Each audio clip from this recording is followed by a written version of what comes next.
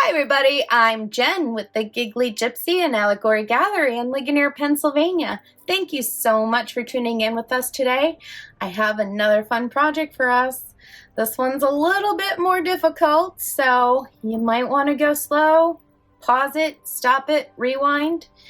But before we get started with that, please hit that like button, hit the share button, hit the subscribe button and the little bell so you're notified every time we post a new video.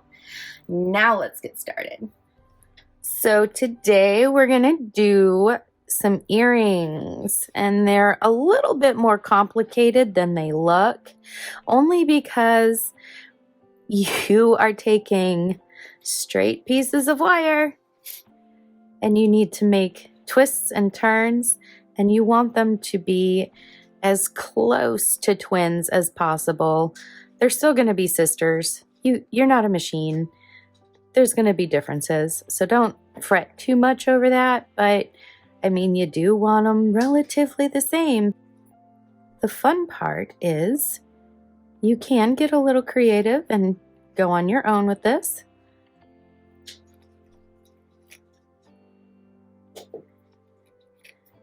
You don't have to stick to my exact pattern. You can make them a little bit smaller, a little bit bigger. You are going to want to play with that, though, before you like really, use your good materials. So use some cheap wire. Let's run over the sizes real quick. You need 2 pieces, 10 inches each, of 18 gauge dead soft copper wire. They look amazing in silver too, but for just getting started, before you get the hang of this pattern, which you probably want to draw out in front of you before you get going, stick with something less expensive like copper. Copper is relatively cheap and it still looks really cool. You're also going to need 2 14-inch pieces of 24 gauge dead soft copper wire, and then 2 pieces 10 inches each of the 26 gauge dead soft. I will have everything in the description so you won't forget. It'll be all listed. You also need 2 2.5-inch head pins, or ball pins rather. Use head pins if you want, but we are using ball pins. These ones are antique copper. I have 2 6mm rounds. These ones are moonstone. They're rainbow moonstone, but as long as they're 6mm, you could go 8 if you wanted. All depends on how big you want them. We need 8 altogether of these 2mm beads. I am using kind of a flat natural moonstone, and then I have 2 3mm moonstones. They're just slightly bigger than the 2. You just kind of want a little bigger stone in the center. I like the look of that. It just kind of stands out a little bit. If you like the blues, these are kyanite right here, and these are labradorite. This is also labradorite. But I thought for the tutorial, we would go with the moonstone because it's easier to see on camera. Some helpful tools. You will need a round mandrel. You can get away with using a ring mandrel if you have it, but just to kind of really make things easier to hold, I like this mandrel. These are easy to find, and they're very inexpensive. Liver of sulfur when you finish for that patina. 18 gauge wire, 24 gauge wire, and 26 gauge wire. Steel wool, polishing cloth, flush cutters, wire smoothers, nail files, 2 different kinds of flat nose. I have 3 different kinds of needle nose here. Whatever tools you are comfortable using for wire wrapping, go ahead and use those. I also have the multi-tier bail maker. I have another bail maker. This one is just a little bit smaller than this one is a little bit larger than this one. It's like an in-between size of these two. So I keep that one around. I also have my needle nose, round needle nose. And of course the handy dandy bent nose, because you never know when you need to get in those cracks and crevices. Okay, let's get our workspace clear here. And the other tool that I haven't often shown is this handy dandy little earring burr remover. This is great when you finish your ear wires. I think I've talked about it in my other tutorials, but I've decided to bring it today. You just kind of go like this at the end of your wire, and it removes that burr so that your earrings don't stick you. So like I said, go ahead and map out your pattern first. This is going to give you an idea of the size, and you're going to have that right there in front of you as a guide. It's just kind of easier, I think, to have a guide in front of you. So I'm going to put that off to the side now, and let's get started. Let's take our two 18 gauge wires, get them even at the end.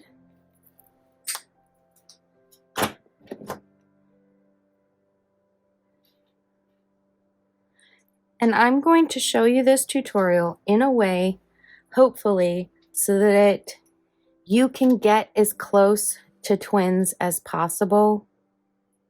It's not going to be perfect still, but it'll be a little less of a headache, I think.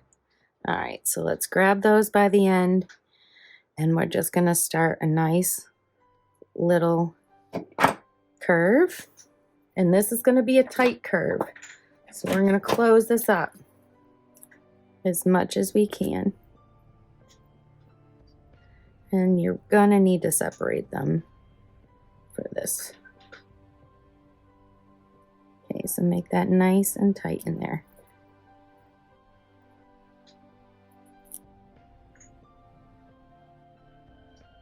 Okay. Line those two back up. Okay, and do your best right now to hold them together. And we're going to start that curve just a little bit more. I'm going to take a round nose here and just kind of get a nice little curve started. This is going to be a tricky part, okay? I'm not going to sugarcoat it. It'll be a little trickier. But you just want to kind of work those together if you can.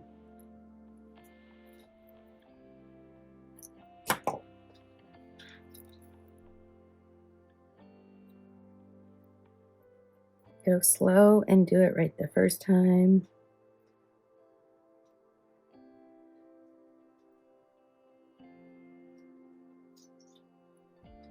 This is not my first rodeo, and I still go really slow.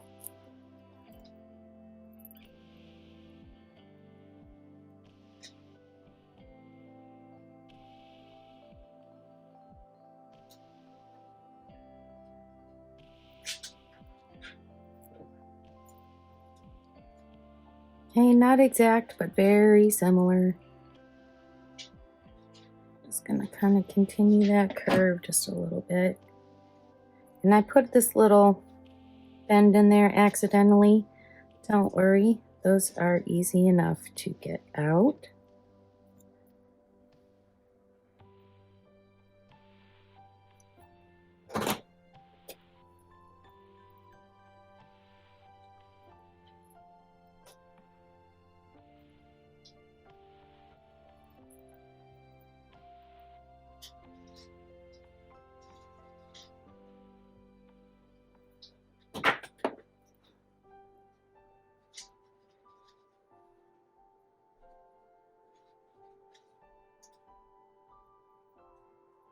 All right, so we have those curves started. This one is gonna be a little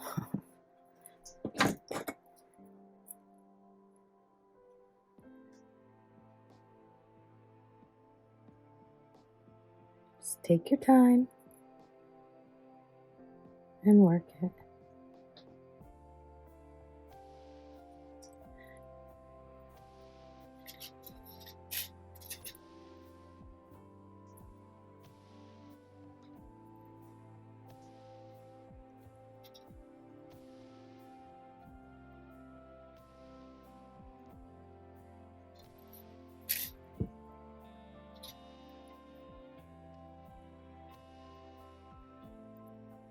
This will be your biggest issue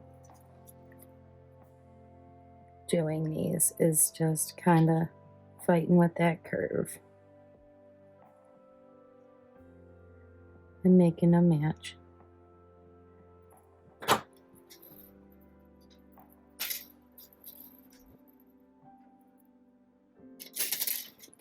And holding them. There we go. All right. So now that you have your curve started there, we are going to measure approximately 3 inches from that right there, that curve. And I'm going to do a little mark with my Sharpie.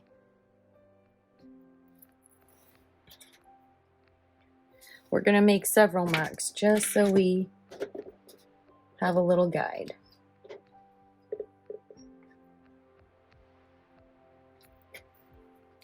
Now I'm going to go on my mandrel right here. I have labeled mine because I'm crazy like that. And that mark right there, that 3-inch mark, that's where I'm going to hold. And I'm going to make sure that I have them together. And I'm going to go around this mandrel.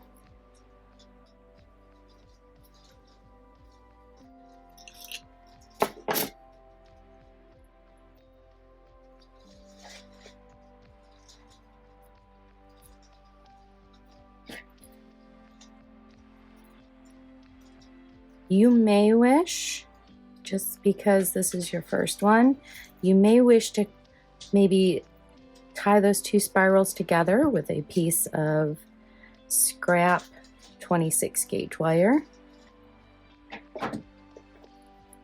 That'll keep those together.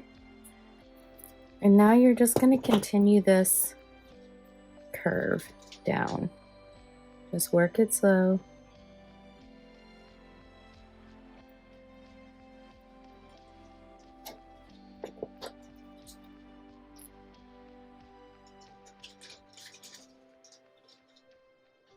So I'm taking my flat nose and I'm kind of going in where that weird shape was there, that kind of lumpy bend. And I'm just going real slow, keeping them together. So they're as close as possible. You may find another way that works better for you, but I like to use the flat nose and a combination of the round nose to get that spiral. It's just works easier for me. So here you have it. 2 spirals, pretty close to one another. And I want this end to kind of be right over that curve right there. We are going to make sure that we kind of keep all of these curves right here over one another. So this middle one is going to kind of be over this end. This top of the third one is going to be over the top of that middle one. And this little circle right here is going to be over your spiral. Okay. So we got that part done. And you know what I'm going to do? I'm going to have you guys, I'm going to teach you this. Let's do a little bit of filing as we go, because it's going to help harden those parts that you've already worked into shape.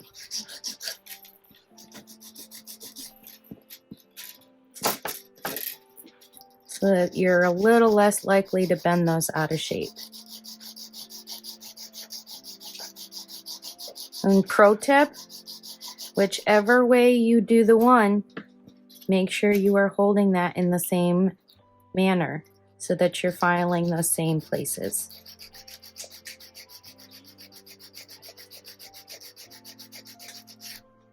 This is a bit more of an aggressive file. You're going to go in at the end and kind of smooth it out with that more fine tipped or fine grit one. If you don't have nail files, I strongly suggest you go out and get some. Or you can do it the hard way and hammer it. But this is just a really delicate pattern, so I think the filing is a safer bet.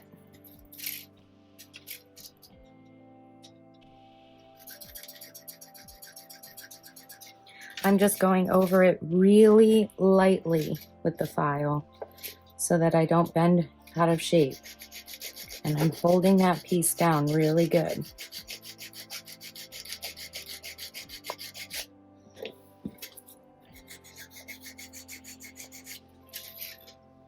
Okay, reshape anything if you feel that you need to.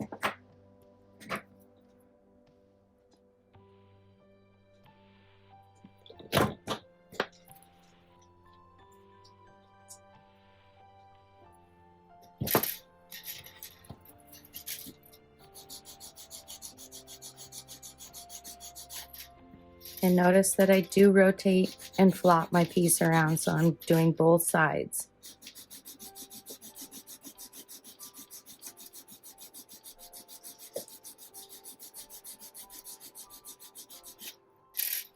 I can feel that they're a lot harder already.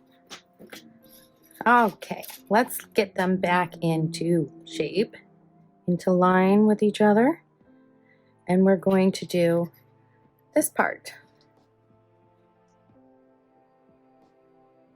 which I already told you is going to be right above this spiral right here, and that's where our mark is. Clever, huh? For this one, I'm going to use the multi-bail maker, and I'm going to use the 4th smallest, so 1, 2, 3, 4, it's one of the middle ones. I'm going to put that right on that mark. And I'm going to come up and around.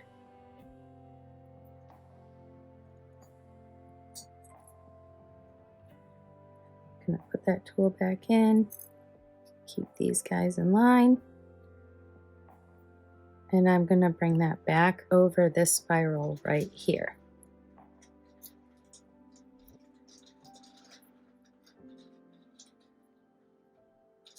Now you have a little bit of a Jenga. Not a Jenga, a puzzle. You know what I meant, right? Okay. That's kind of cute all in itself. Let's go ahead and file this down.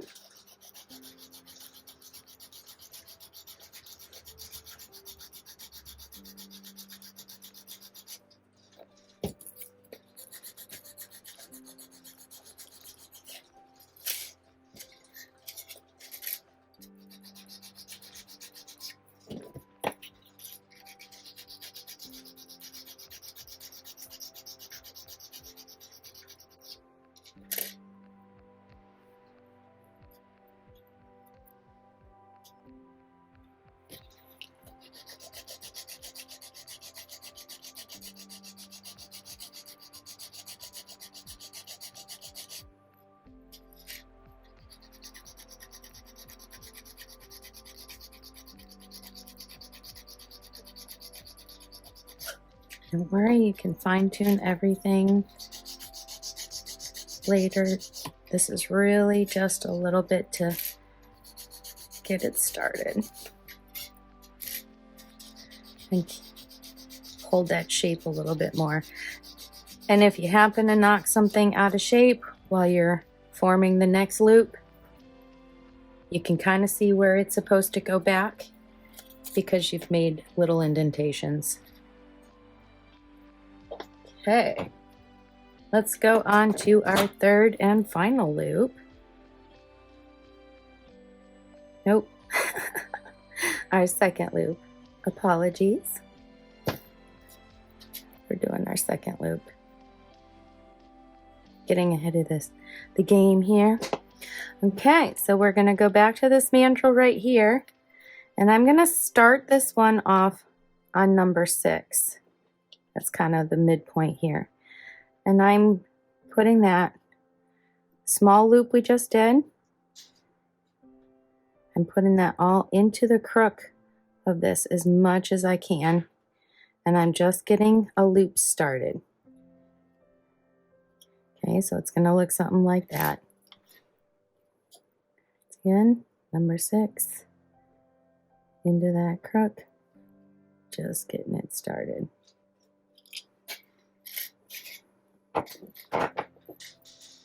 And now let's take our round nose, get into here just a little bit. I like to envision this as a cursive E.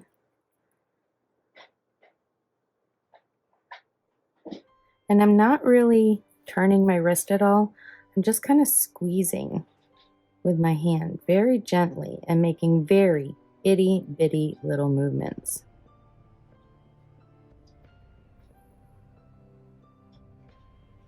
So you want to keep this 1/4 inch gap right here. You want that to stay approximately 1/4 inch. And you just want to kind of work this a little bit smaller.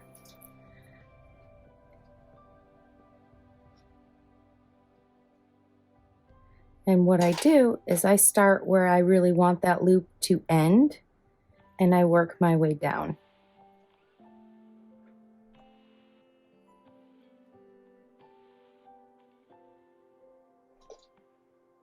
And once again, I'm just squeezing very, very gently.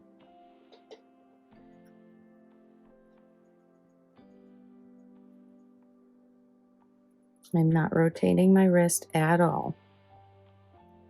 Okay, and you see how that loop lines up with this one? I'm done with that one. I'm happy with that shape. So let's do the same thing here with this one. I'm gonna imagine where I kind of want that loop to end, and that's where I'm gonna put my round nose.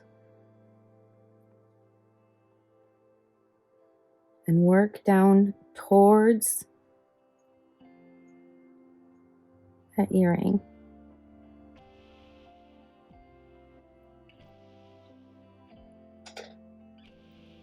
Just put them both together and make sure they're kind of similar. They are almost twins. So close. Just need to work this one just a little bit more.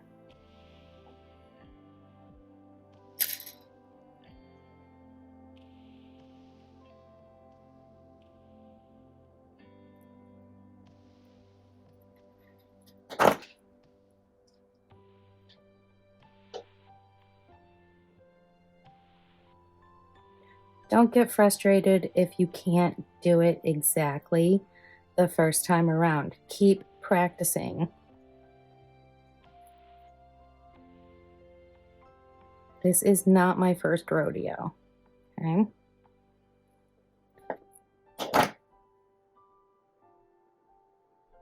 I kind of think we're close enough at this point.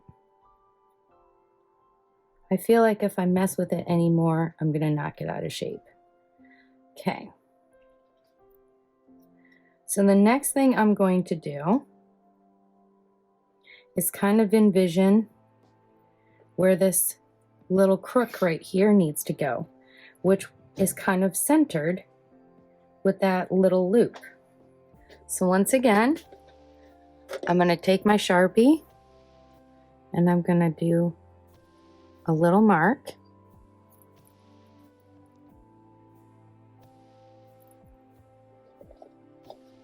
And now I'm going to put a slight bend in it with my flat nose. And this part is a little tricky because you got to hold them. You might just decide you're going to do them separately. So your flat nose are going to go right at the end of that mark where you made it. Because when you fold this up, and you know what, I'm going to do them separately because I know where they need to be. So I'm putting my flat nose right at the end of that little mark, and I'm going to kind of bend this up and over my flat nose so it looks weird like that. I'm going to turn around then and squeeze that shut. Hold that straight across there so it doesn't twist on you. Take another flat nose and squeeze that shut. Okay. Repeat on the other one. Taking my flat nose, the end of that mark, which is centered with that little loop there. I'm going to take my piece, bend it up and around. And now I have super thin flat nose. And these are beetle on. I'm sure we can put a link in for you where you can get a hold of those. They are very fine. I'm going in with my other flat nose and I'm squeezing that point. Okay.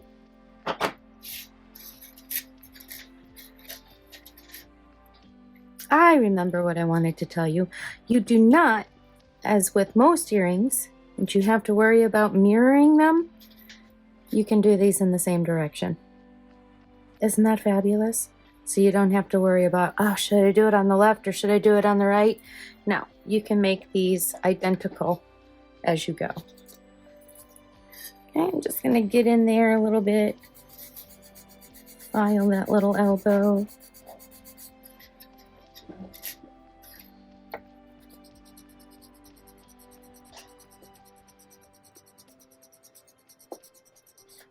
There you go.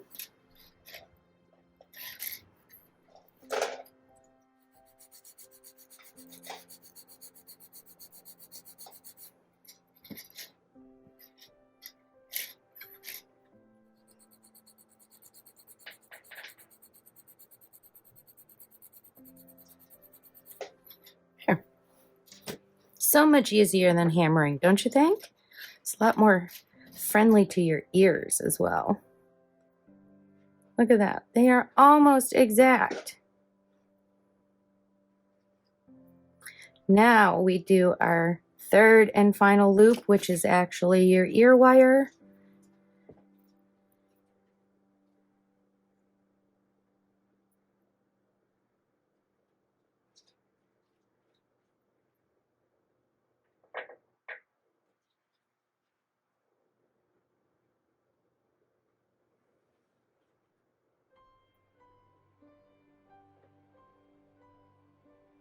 I'm going to do another mark with my Sharpie, right where that wire and the tip of that middle curve line up. Let's do that little Sharpie mark.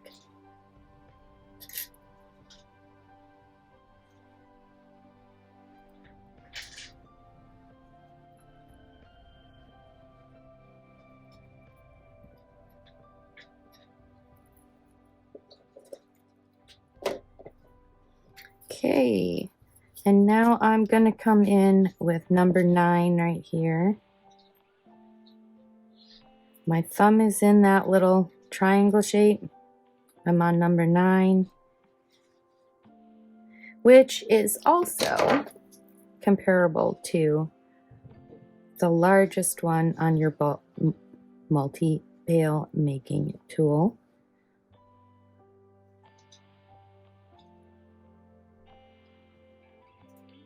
So get that curve started there.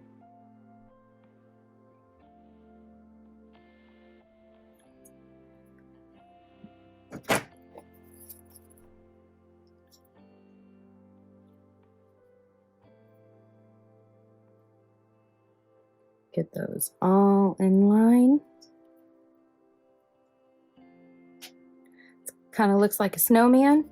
You want them as lined up with each other as possible,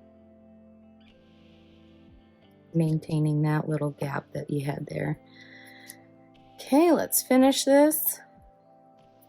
I'm gonna keep that on my mandrel. I'm holding my end, and I'm gonna bring this wire all the way until it touches that little nub we did there.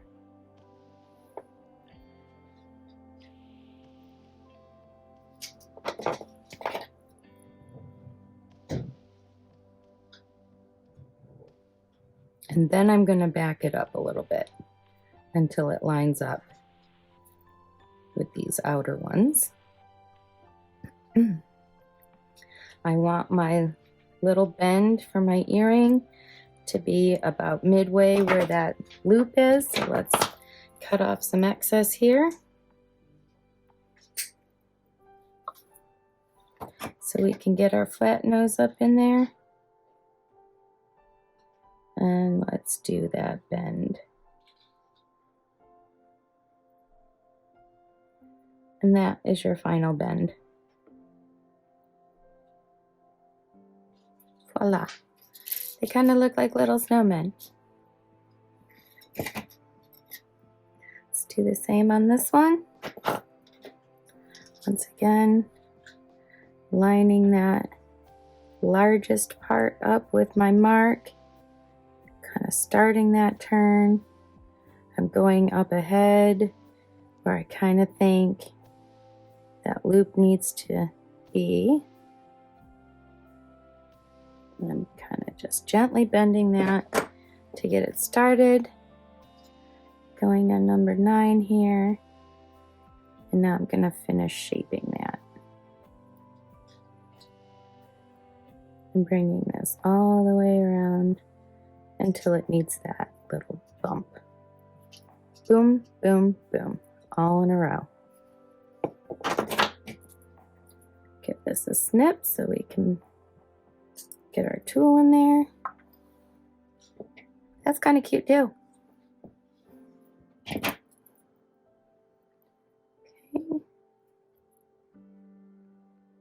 Pulling this out just enough to line up with our outer guys here.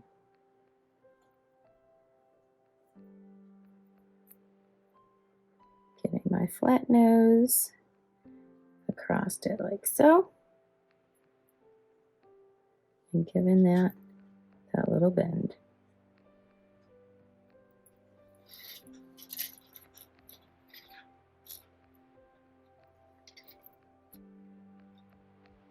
What I think I'm going to do for y'all is on the Giggly Gypsy Instagram page and the Facebook page, I'm going to put my pattern. So you can screenshot that, this little pattern here. You can screenshot it, print it out if you can print your photos out from your phone, and you'll have a guide to go on. But again, play with it. You don't have to be exactly like this design. You can go a little bit smaller if you need to. You can go larger. Just start off with something and then play with it. Now let's get to the fun part. The beads. First things first, let's do our dangles because we're going to need to slide them on.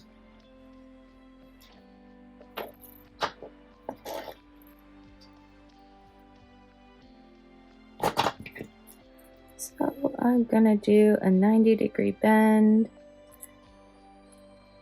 Just leaving myself a little room there that I think about 3 coils is going to fit. So that's about a 1/16 of an inch that I leave between where I grab my wire and the top of that bead. Go ahead and stick my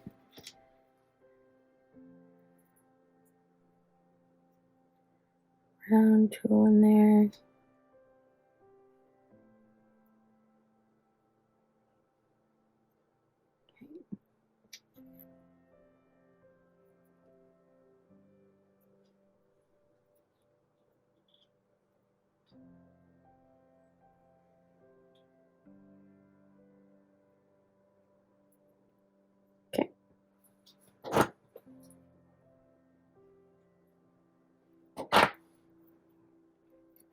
There's 2 ways you can do it. I'm going to show you the easier way. So let's actually just open this up.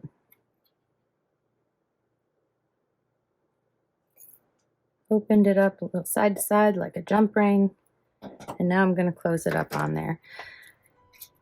If you could get your circle over that end spiral right there, you can slide it down that way too. And what for me might be the easy way, might be the harder way for you, I'm not sure. But let's go ahead and coil that down and then bring it back up, because I like the double organic sloppy wired look. Organized chaos, that's the Giggly Gypsy way. And then tuck that end in.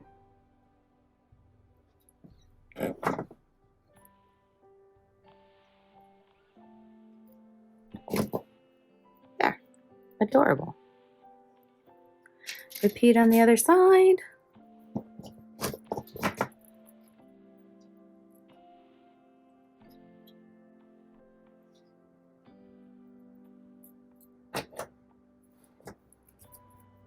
Close it up.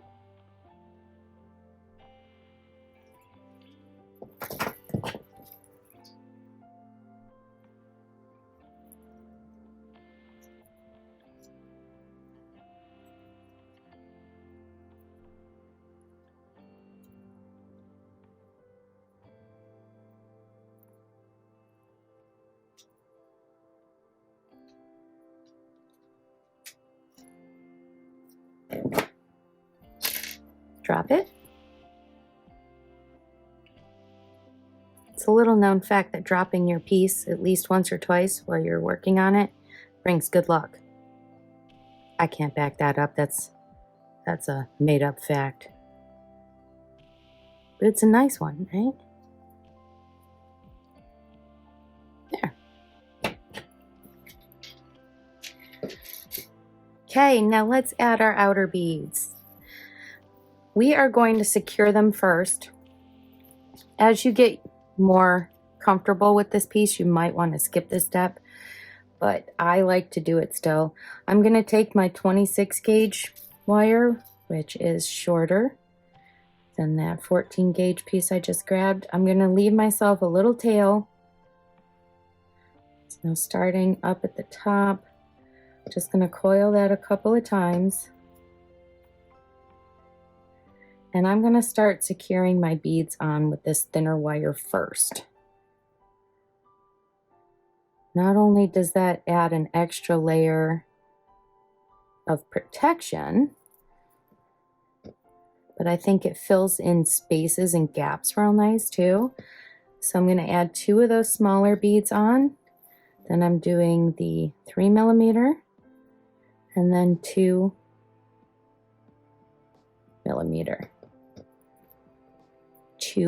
Two millimeter.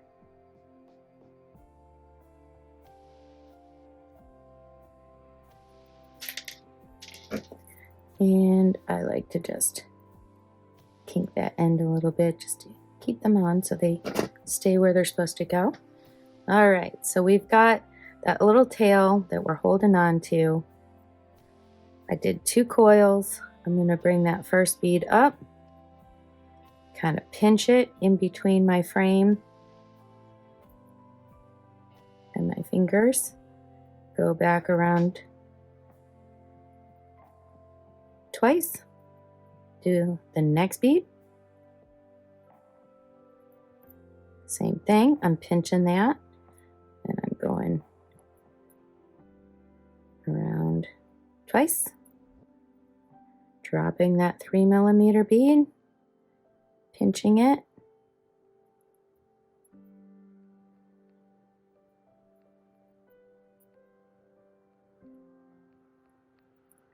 wearing on twice, 2mm, pinch,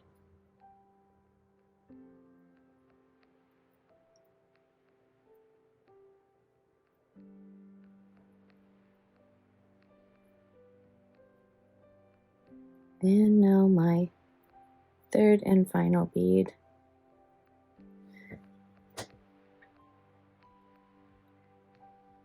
Pinching.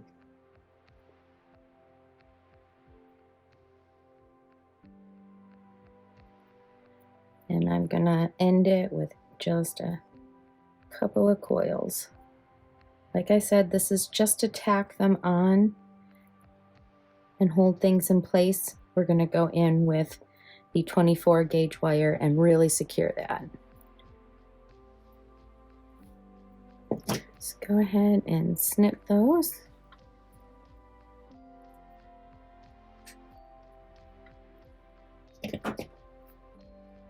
Tuck your little ends in.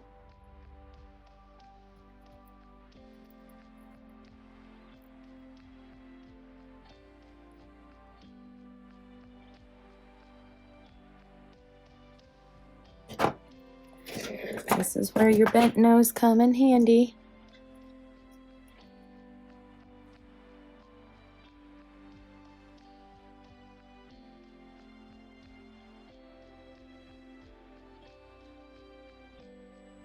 Okay, let's take our first piece of 24 gauge wire, and again the same thing, we are going to leave ourselves a little tail so we have something to hold on to.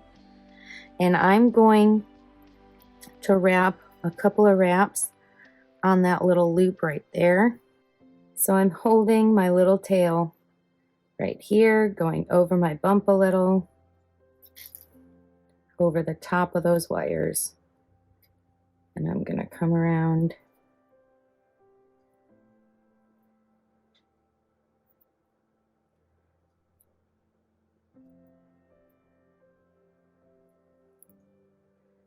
let's start that coil.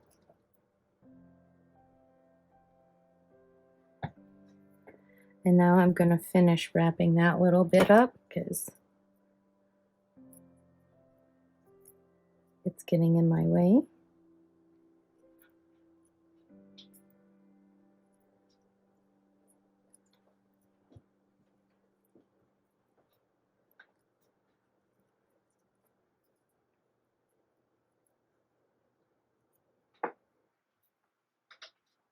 So I've got 4 coils on that little bump in the center. I'm going to snip off that little end. Normally I would tell you to hold that so it doesn't fly off. Okay. Now we're ready for some real fun. We've got that all started in there. Let's go around to where that 26 gauge wire started, and we're going to follow that coil. Doesn't have to be super tight. You might want to do some tight and some loose. So I fit 3 coils in there. You may be able to fit more, you may fit less. This piece will vary in size. As much as you try to get it exact, it will vary a little bit. Okay, so I'm coming back around to this bead, and what I'm going to do is I'm going to go over the top of it, go around,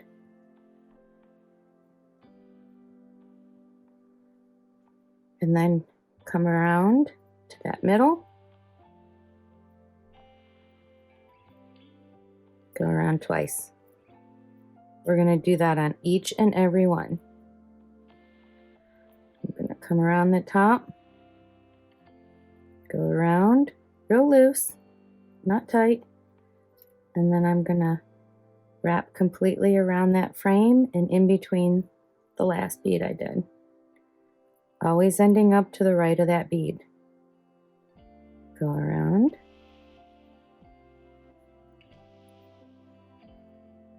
And you want this organic, okay? I can't stress that enough. You want it very organic and loosey-goosey, willy-nilly.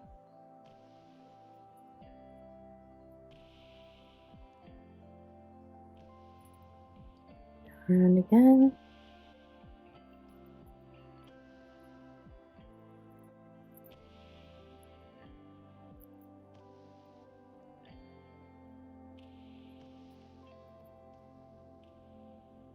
And our final round, going in between that frame.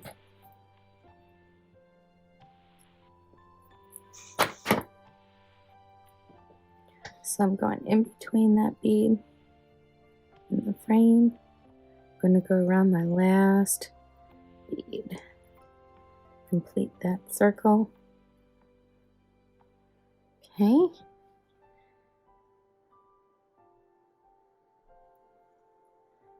Now I'm gonna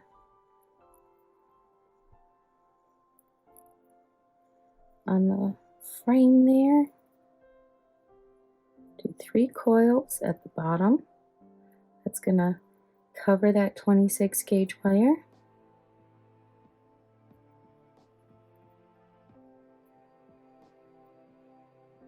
I'm coming out on top of that spiral now.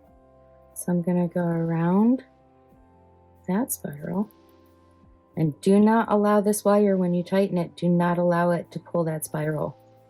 I am holding this piece right here. I'm holding it right there very tight so that it does not take and close up that circle.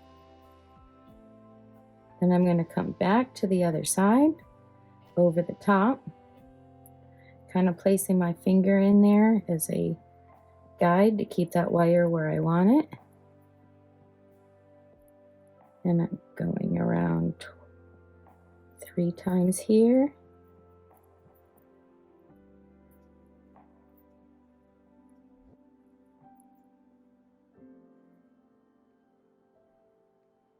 And I'm always coming back over to the top of that other side. Okay, I'm going to go around the spiral here.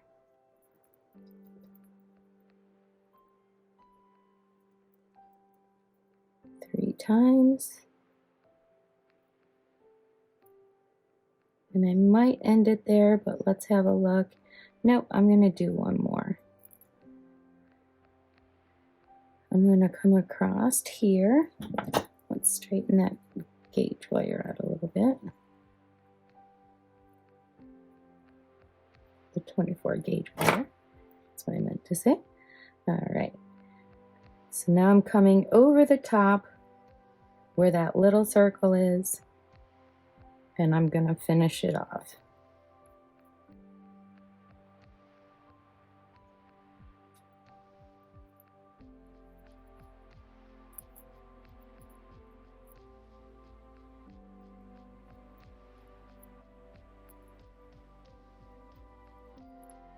I think I'm going to finish it off with 4 coils around.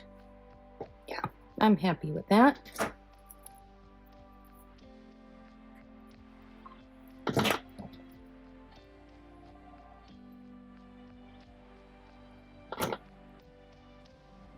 I'm going to just straighten everybody up if you need a little straightening.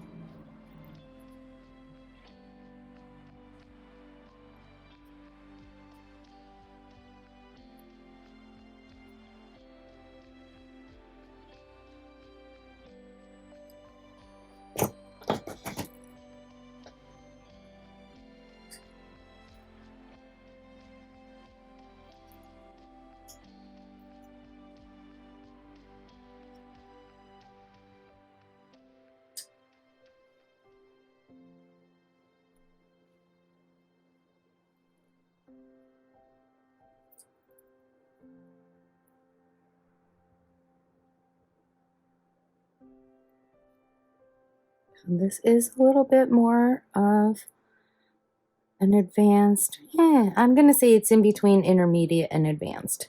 Maybe not so beginner friendly. But there's that.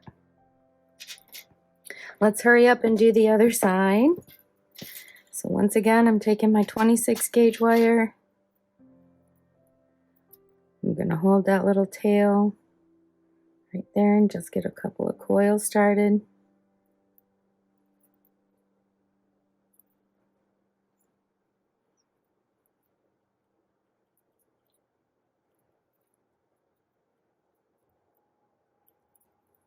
Okay, drop down your beads. 2 millimeter, 2 millimeter, 3 millimeter, 2, and 2. Kink that in so they can't move. Okay. Now, come around the top.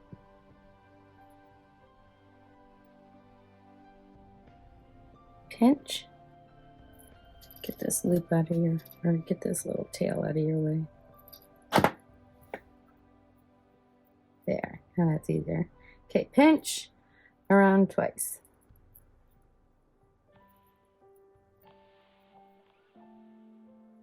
Drop the next bead.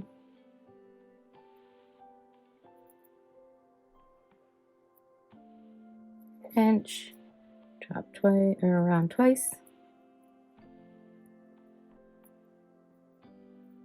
Drop that 3 millimeter. Ooh, that's got a nice little flash in that moonstone. I don't know if you can see that. It's real pretty. Okay, twice. Drop. Pinch.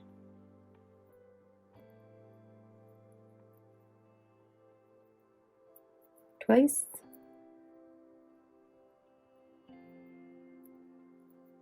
Drop.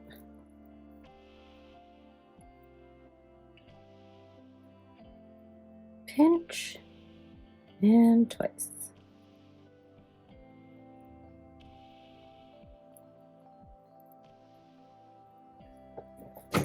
Trim your axis.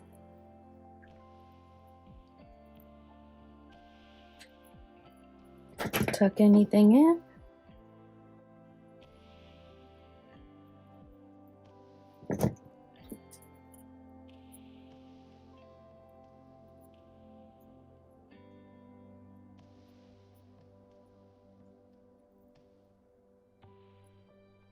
Okay, zigzag. All right, so let's get this right the first time. Holding.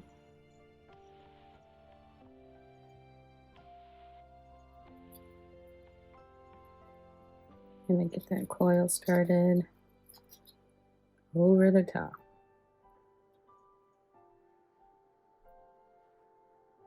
Copying this one, we're gonna do 3,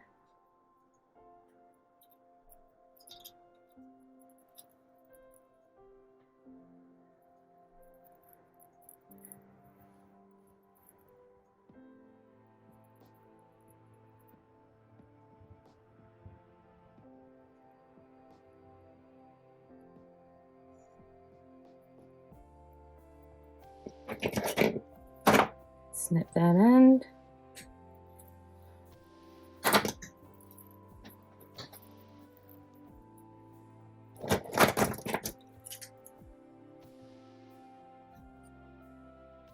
Tucking that in. Okay, come over here. Coil 2 or 3 times over that 26 gauge.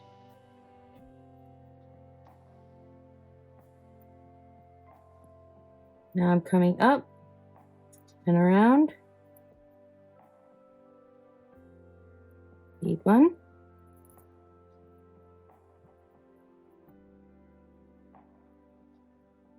Going in between the 2 beads.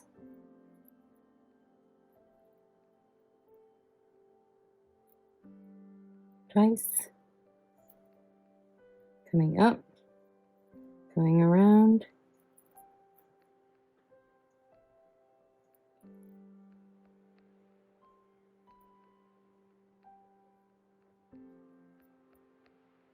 in between the two,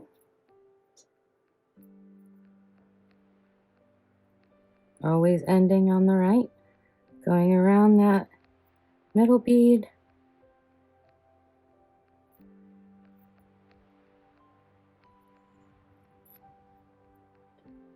going around,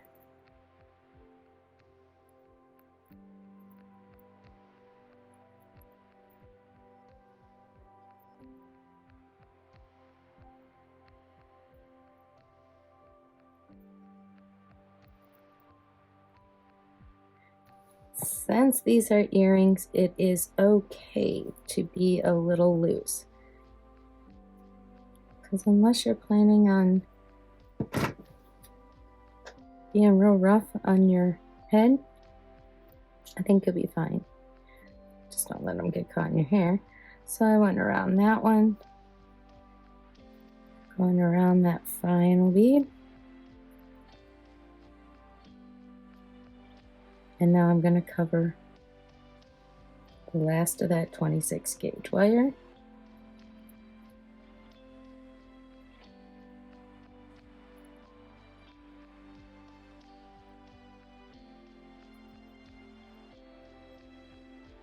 Okay, always ending on top.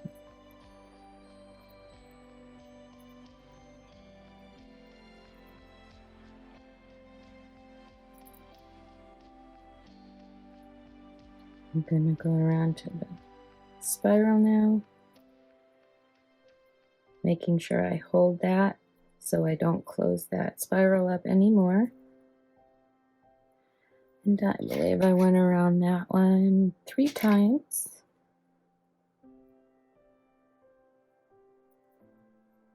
I'm going to go around that middle one.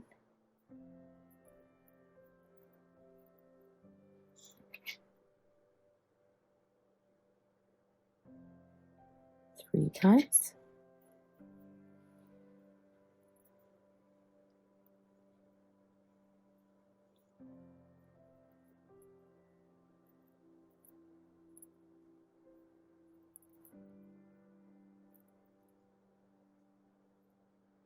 Always ending on top. Cross over. I believe I went twice around that one. Nope, I went 3.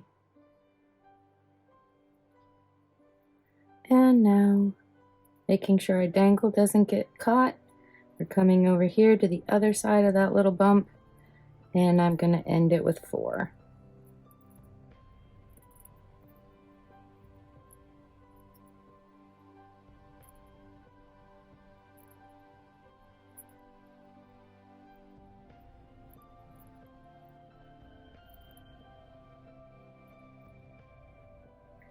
Ending behind it, so you can't see my tail. Give it a snip. Snip anything up here if you need to. Tuck all. Oh, look, we got a little bit out of line here, but that's all right. We'll fix you. It's another reason why we kind of keep it loose, so we can move things.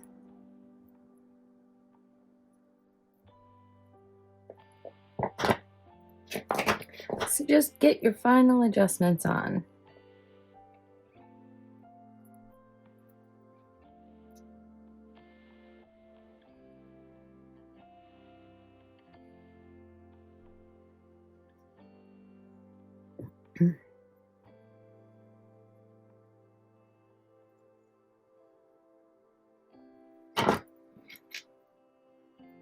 Here we go. Practically twins. Very boho, very chic, very stylish.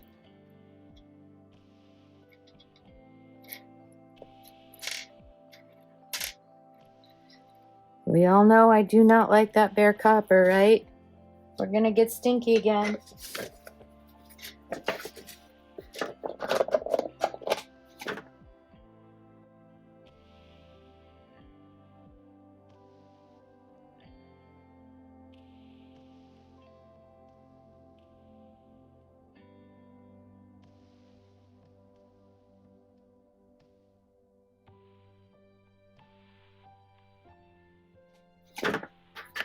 Hopefully there's magic because this is cooled off, and what we like to do, we like to have our piece really clean with like some vinegar, and we like our pieces really hot, and we like our liver of sulfur really hot.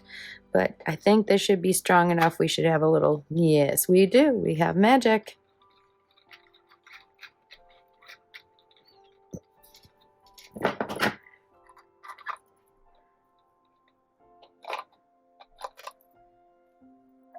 Don't breathe that in. It stinks. Rotten eggs. Get that out of the way. Dry your piece off. Throw on some gloves. Clean up your workspace. And now is fun time. After you do the liver of sulfur, if you are in your studio and you have or in your kitchen, wherever you decide you need to do things to clean them up, you're gonna run this in some cold water. Put it in a little bowl of a weak solution of baking soda, kind of neutralizes it and stops it from patinaing any further. But due to a lack of that ability here, we're going to dry it off the best we can. And I'm going to give you a crash course. Just on one. Just so you can see what I'm talking about. We're going to take some of that steel wool, and now we're removing that patina. And it's going to come off really easy on your flat parts.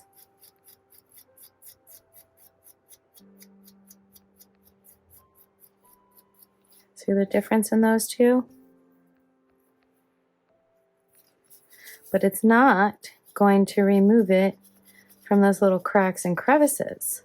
So it's going to put a really beautiful antique finish on it.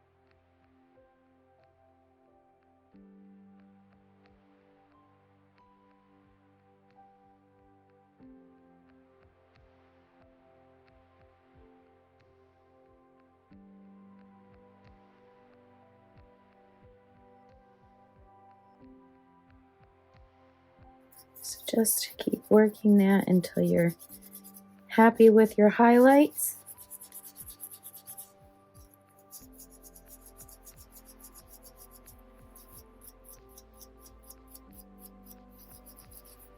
If you have a septic system, I strongly advise against doing steel wool in your kitchen sink, because if that rusts, goes down into your septic system, your bacteria that you want in your septic won't be happy. A little science lesson there for you now too.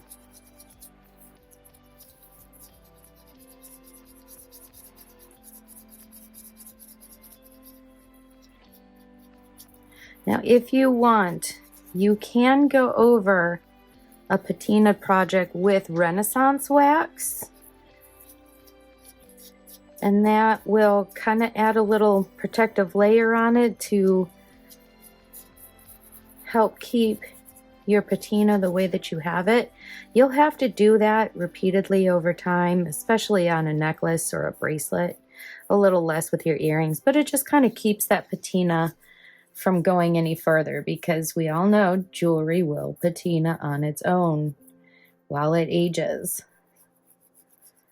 But the thing about Renaissance wax is you put a very thin layer on and you have to take it off. It's like waxing your car. And I hate waxing my car, so why would I want to do it in these tiny little cracks and crevices on my jewelry? I'm just fine to every now and then have to hit up my jewelry with a polishing cloth. It's easy and simple and quick enough.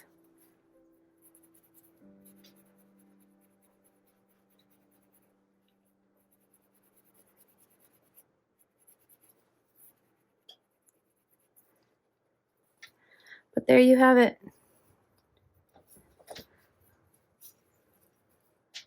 It's quite a difference in those two. It's very pretty, very elegant. This is ugly. This is beautiful. Make this your own. Thank you so much for tuning in with us again today. I hope you had fun. I know I did. If you have any questions, please feel free to message me on the Giggly Gypsy page or on our Facebook group, Allegory Design Challenges. Allegory Gallery Design Challenges? Yes, I think that's it. And I will be happy to answer any questions you have. Now, before I let you go, if you liked this video, please hit that like button, hit the subscribe button, hit the share button, post what you've created in our Facebook group, Allegory Gallery Design Challenges, and hit the little bell if you're new so that you're notified every time we post a new video. Thank you so much. Bye-bye.